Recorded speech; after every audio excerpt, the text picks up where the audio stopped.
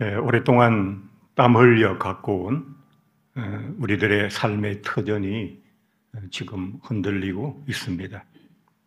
우리 민족의 문제는 제가 생각하기에 늘 리더십에 문제가 있었습니다.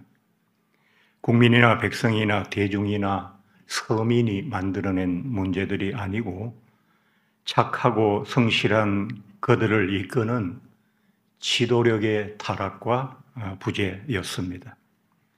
이것은 조선시대부터 계속되어 온 100년 이상 된 문제였고 또 지금도 여전히 남아서 우리 사회를 위협하는 가장 취약한 부분으로 남아 있습니다. 기득권층의 무도덕과 부패와 무능은 수많은 백성들이 흘린 땀과 눈물을 무력화시키고 있습니다. 세계는 치열하게 자국의 이익을 수호하기 위해서 밤낮 없이 뛰고 있는데 우리만 자꾸 뒤떨어지는 것 같아서 요즘은 늘 속이 상합니다.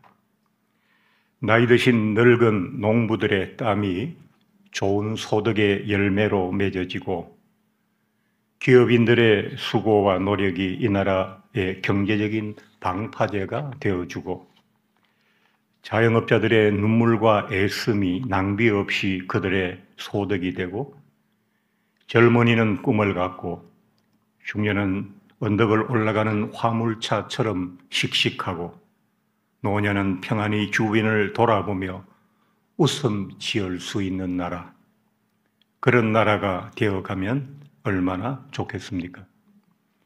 그러나 현실은 이런 우리의 바램과는 반대 방향으로 가고 있습니다. 이 방향을 누가 어떻게 바꿀 것인가? 오늘은 그런 이야기를 여러분과 나누고 싶어 준비하였습니다. 본문을 다시 읽고 이야기를 시작하겠습니다. 너희는 내가 사로잡혀 가게 한 그 성읍의 평안을 구하고 그를 위하여 여호와께 기도하라. 이는 그 성읍이 평안함으로 너희도 평안할 것임이라. 오늘 본문은 바벨론의 포로로 잡혀가 살고 있는 유다 백성들에게 하나님께서 주신 말씀입니다. 여러분이 잘 아시는 솔로몬 왕이 죽은 후 이스라엘은 두 개의 나라로 갈라졌습니다. 북이스라엘과 남유다로 그렇게 분열하게 된 것입니다. 이스라엘의 모습을 보면 우리와 비슷한 점들이 많이 있는데 그들의 삶에도 그들의 역사에도 분단의 아픔이 있었습니다. 북이스라엘은 BC 722년에 아시리아라고 하는 나라의 침공을 받고 일찍 멸망했고 남유다는 예루살렘을 중심으로 좀 더 존속했지만 그러나 바벨론 느부갓네살의 그 침범으로 BC 605년에 1차 포로가 바벨론으로 잡혀가게 됩니다. 성경 다니엘서에 나와 있는 것처럼 다니엘과 젊은 엘리트 중심의 포로단이 구성되어서 그 나라로 끌려가게 되었고요. 다시 BC 597년에는 유다의 왕과 귀족들이 바벨론의 포로로 다시 끌려가게 되었습니다. 그리고 BC 597년에 그렇게 끌려가게 되고 586년에 이제 바벨론이 예루살렘 성과 성전을 완전히 파괴하고 불태우는 대침공이 있었고 유다는 멸망하게 되었고 모든 백성들은 바벨론 포로로 끌려가게 되었습니다. 오늘 말씀은 바로 그때 그렇게 끌려가서 남의 나라에서 고단하게 살아가고 있는 유다 백성들에게 하나님께서 주신 말씀입니다. 하나님께서 오늘 본문을 보면 이렇게 말씀하셨습니다. 너희는 내가 사로잡혀 가게 한, 너희는 여기서 누굽니까? 바로 유다 백성들을 얘기하죠. 포로로 잡혀가서 살고 있는 나는 누구입니까? 여호와 하나님입니다. 내가 너희를 유다 바벨론의 포로로 잡혀가게 했다. 라는 뜻이 이 말씀 속에 들어있는 겁니다.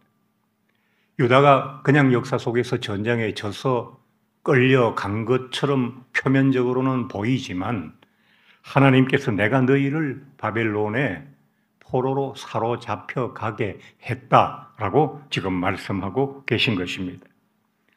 따라서 이 말씀은 유다가 패망하고 포로로 잡혀가게 된 사건의 배후에 하나님의 계획하심이 있었다는 것을 알 수 있습니다. 그렇다면 하나님께서는 왜 자기 백성을 포로로 잡혀가서 살게 하셨을까요? 이 포로 생활은 유다 백성들의 그간의 죄악과 영적인 타락에 대한 심판일 뿐만 아니라 무너진 그들의 도덕과 신앙과 영적 영성을 회복하기 위한 하나님의 큰 계획이었던 것입니다. 우리가 신앙생활을 할 때 우리에게 주어지는 고통은 삶을 반성하게 만들고 우리에게 주어진 고난은 영성 회복에 불가피한 과정이 되기 때문입니다. 오늘 본문 중에서 가장 중요한 부분은 바로 그 다음 구절에 있습니다. 너희는 내가 사로잡혀 가게 한 그 성읍의 평안을 구하고 그를 위하여 여호와께 기도하라. 무슨 말이냐니까 유다 백성들에게 하나님께서는 너희를 사로잡아간 그 바벨론과 그 바벨론의 여러 도시들, 좀 크게 말하면 바벨론이라고 하는 그 나라겠죠. 그 나라를 위해서 기도하고 또 기도하라고 하신 겁니다. 이게 너무 이상한 말씀 아닙니까? 우리를 사로잡아가고 우리의 신앙의 중심인 성전을 파괴하고 예루살렘 성을 다 불태웠던 그 적국을 위해서 기도하라고 하니 이게 얼마나 이상한 하나님의 말씀이냐는 거죠. 이걸 비유한다면 일제강점기 때 온갖 모진 일을 당하고 있는 나라 잃은 서름으로 가득 찬 조선 백성들에게 대일본 제국을 위해서 너희는 기도하라. 하나님께서 그렇게 말씀하셨다면 얼마나 이상하겠습니까? 그때 강점기 때 우리 조선의 기독교인들은 하루빨리 일본이 패망해달라고 곳곳에서 기도하고 빌고 또 빌었잖아. 근데 하나님께서는 오늘 유다 백성들에게 적국인 바벨론을 위해서 구하고 또 기도하라 라고 두 번씩이나 강조해서 말씀하시는 겁니다. 우리는 100년이 지난 지금에도 그때의 역사적 사건 때문에 일본을 다 싫어하잖아요. 일본 이야기만 나오면 우리가 민감해지잖아요. 일본과 어떤 회담을 할 때마다 우리는 자존심이 솟구치잖아요. 그런데 포로 생활을 지금 진행하고 있는 도중에 있는 유다 백성들에게 하나님께서 적국인 그 바벨론을 위하여 기도하라고 하신 겁니다. 그렇다면 하나님께서는 왜 유다 백성들에게 적국이요? 어떻게 보면 철천지 원수인 바벨론의 평안과 안녕을 위해서 기도하라고 하신 것일까요? 그 다음 구절에 그렇게 명령하신 하나님의 의도가 나와 있죠. 이는 그 성읍이 평안함으로 너희도 평안할 것입니다. 무슨 말이냐 하니까 공동 번역 성경에는 이렇게 번역을 해요. 그 나라가 잘 되어야 너희도 조금이라도 편하게 살 것이다. 그 성읍이 평안해야 너희도 평안할 것이기 때문이다. 하나님께서는 이스라엘 유다 백성들에게 바벨론이 나빠지고 그 나라가 엉망이 되는 것보다 그 나라가 잘 되고 그 나라가 좋아지는 것이 너희가 거기에서 포로 생활하는데 조금이라도 더 나은 삶을 살 수 있지 않겠느냐라고 이야기하고 계신 거예요. 자, 바벨론에 만약 다른 나라와 전쟁을 일으킨다면 누가 가장 먼저 끌려가겠어요? 포로로 잡혀와 있는 이스라엘의 젊은이들이 군대로 소집되어서 나가서 화살바지가 되겠죠. 바벨론에 흉년이 들면 누가 먼저 굶겠어요? 포로로 잡혀와 있는 유다 백성들이 먼저 밥을 굶을 것입니다. 그러니까 바벨론에서 일어나는 모든 문제와 불행과 고통을 가장 먼저 받아야 할 사람들은 바벨론 사람들이 아니고 포로로 잡혀와 있는 유다 백성들이라는 사실을 하나님께서는 아시고 그 나라가 잘 되기를 기도해라. 일본이 2차 대전 때 히로시마와 나가사키에 원폭이 떨어졌습니다. 그때 그 죽은 도시에 많은 사람들이 죽었잖아요. 그 죽은 사람들의 3분의 1은 조선 사람들. 왜 히로시마와 나가사키에 그 미국은 핵폭탄을 터뜨렸느냐? 거기에 군수공업시설이 많았거든요.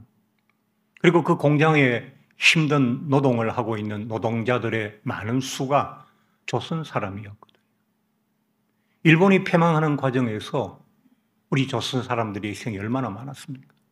남양의 여러 섬들에 끌려가 있던 조선 사람들은 일본이 패망하고 전쟁에 지니까 일본 군인들과 함께 다 높은 바위 위에서 뛰어내려 자살하라고 압력을 받은 거예요.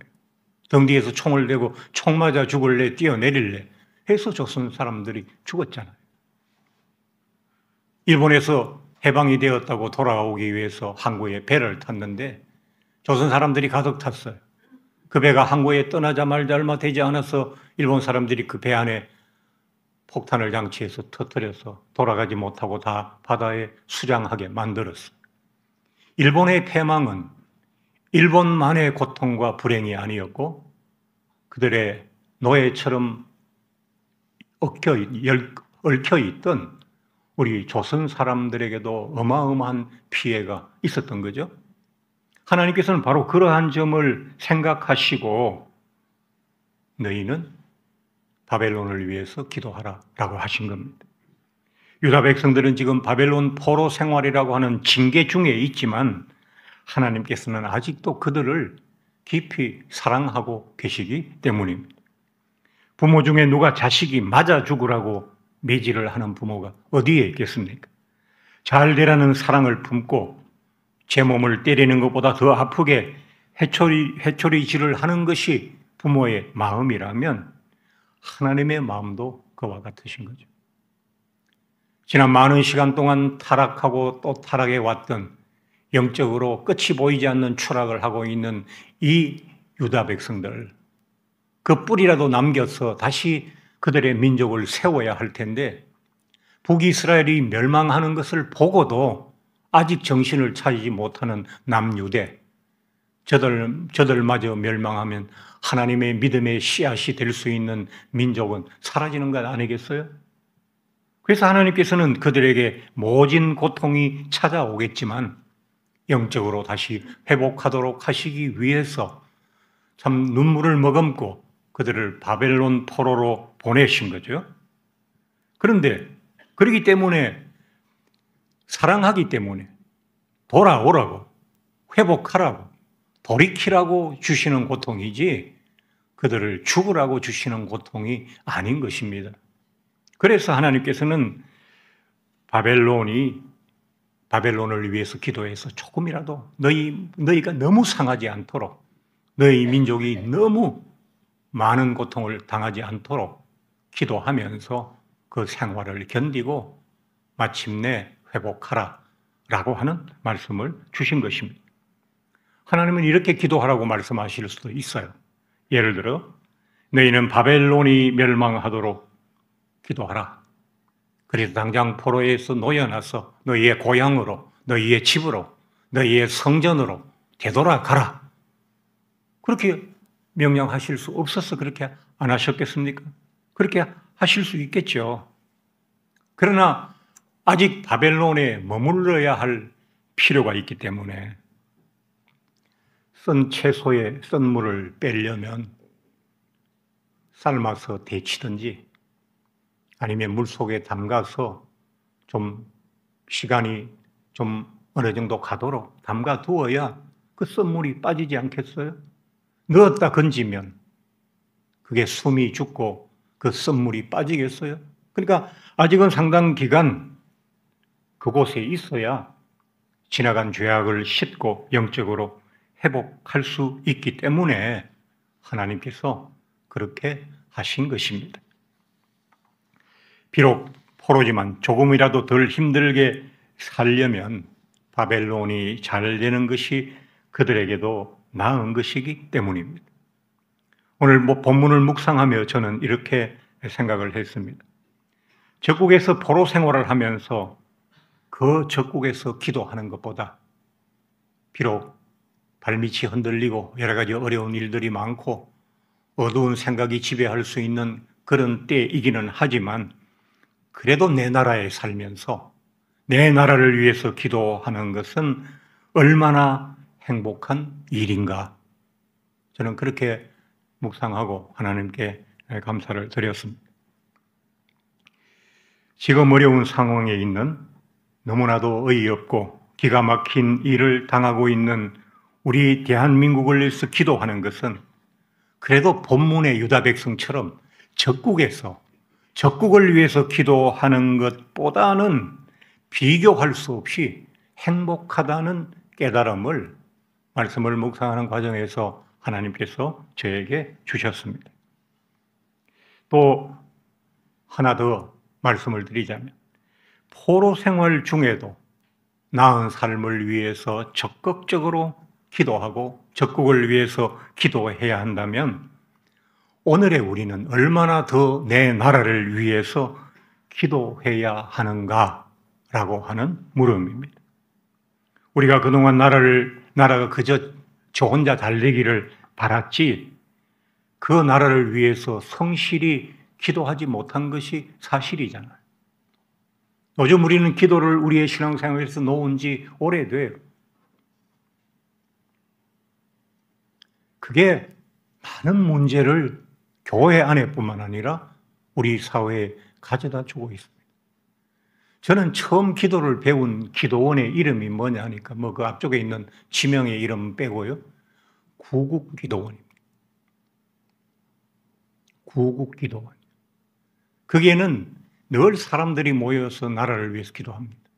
매주 금요일은 나라를 위한 기도의 대집회가 있습니다. 그건 충청도 어느 지역에 아주 산골짜기에 있는데요. 그 산골짜기에 사람들이 그냥 수도 없이 몰려왔어요. 교회마다 자기 교회 버스를 타고 그 주차하기도 어려운 그 공간에 다들 와가지고 꼬물꼬물 모여서 기도원 성전한 좁지 않는 우리 교회 한 3배 정도 되는 거기에 사람들이 가득 찼어요. 기도할 때 그냥 기도하는 것이 아니라 큰 북을 치면서 나라를 위해서 우리 대한민국 잘 살게 해주시고 북한 침략 안 받게 해주시고 모든 백성들이 행복하게 해주시고 복음이 이 나라 곳곳까지 전파되도록 얼마나 기도했는지 몰라요. 새벽에 내려올 때 목이 쉬지 않은 사람을 찾기가 어려울 정도로 그렇게 기도했죠. 그런데 지금은 자기 자신을 위해서 기도하는 사람도 성실히 기도하는 사람도 잘 없잖아요. 교회의 몰락은 기도의 몰락입니다. 기독교의 몰락은 기도의 몰락에서부터 시작되는 것입니다. 우리는 그동안 정치는 정치인들에게, 경제는 기업가들에게, 안보는 군인들에게 다 맡겨 놓았습니다. 이제 그것을 찾아와야 된다고 생각합니다. 이 땅의 교회들이 그 모든 부분을 세밀히 기도함으로써 경제가 경제인의 손에 있는 것이 아니라 정치가 정치인들의 손에 있는 것이 아니라 안보가 군인들에게만 묶여 있는 것이 아니라 우리의 기도 속에 있어야 한다고 생각하는 것입니다. 나라를 위해서 기도하는 것은 나 자신을 위해서 기도하는 겁니다. 나라는 큰 울타리입니다. 이 울타리가 무너지면 편히 앉아서 예배라도 드릴 수 있겠습니까? 이 울타리가 무너지면 따뜻한 밥 한 그릇 제대로 먹겠습니까? 맛집 타령할 수 있겠습니까? 울타리가 무너지기 전에 울타리를 보수하고 지켜야 되는 거죠. 나라를 위해서 기도하는 것은 나 자신을 위해서 기도하는 것이고, 내 가정을 위해서 기도하는 것이고, 우리 교회를 위해서 기도하는 것입니다. 이쪽을 편들고 저쪽을 편들고, 교회도 자가 되고 우가 되고, 교회도 야당이 되고 여당이 돼서 그렇게 부하내동할 것이 아니라, 우리는 하나님께 소망을 두고 우리 대한민국을 위해서 기도해야 할 줄로 믿습니다. 나라를 위해서 기도하자는 말은 어떤 당을 위해서 기도하자는 말이 아닙니다.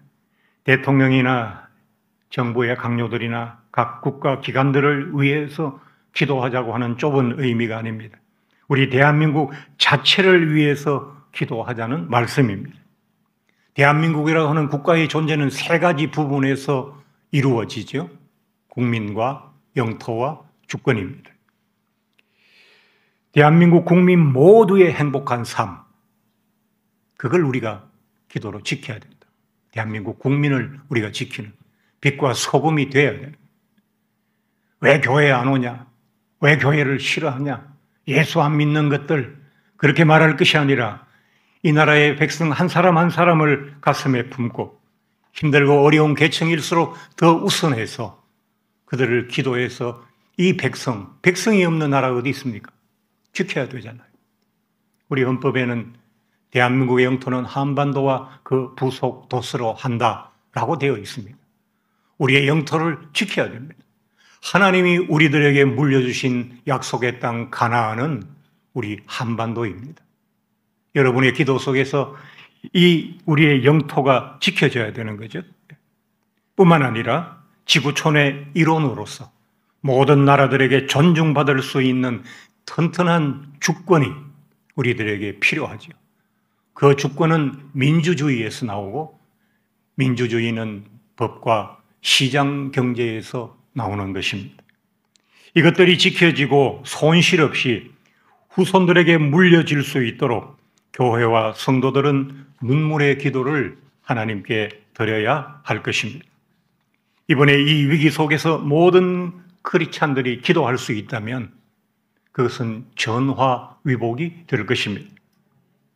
이번에 지난 수요일 그렇게 놀랐던 그날의 그 사건 속에는 나라를 위해 기도하라고 하시는 하나님의 메시지가, 엄중한 메시지가, 이제 더 이상 시간이 많지 않음을 우리에게 말씀하시는 그 메시지가 들어있는 것입니다. 내일부터 한 주간 새벽에 모여 나라를 위해서 기도할 것입니다. 원래 지난주에는 예수 그리스도에 대해서, 주님이 탄생하신 12월이니까 그걸 위해서 주제로 기도하려 했습니다만, 나라를 위한 기도가 더 시급하다 판단되어서 기도의 주제를 바꾸고 준비하였습니다. 이제 이후 좋은 나라가 될 때까지 우리는 잊지 않고 끊임없이 우리 대한민국을 지키기 위해 하나님께 기도할 것입니다. 여러분들의 각성과 협력을 간곡히 요청드립니다. 어디에 있든지 나라를 위해서 기도해 주시기 바랍니다. 지난 근대사 속에서 수없이 우리 대한민국을 지켜주신 하나님께서 우리의 기도를 들으시며 우리와 함께해 주실 줄로 믿습니다.